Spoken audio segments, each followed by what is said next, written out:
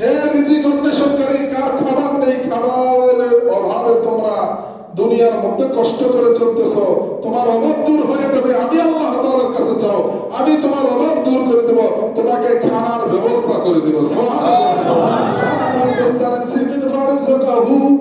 রিজিকের অভাব আল্লাহ তাআলা দূর করে দেবেন এই রাত্রিতে। স্বয়ং আল্লাহ তাআলা ঘোষণা করে, আল্লাহ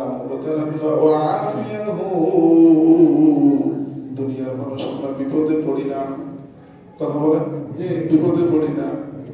বিপদে পড়লে বিপদ থেকে উদ্ধার হওয়ার জন্য চাবো কার কাছে? আল্লাহর কাছে। আল্লাহর কাছে তো যাবো নাকি বলেন? আলেমরা হুজুররা অনেকে বলে আল্লাহ আল্লাহ করো, আল্লাহ আল্লাহ করো, আল্লাহ বাঁচাবে, আল্লাহ বাঁচাবে। আল্লাহ যে বাঁচাবে এ কথার দলিল আজকে আল্লাহ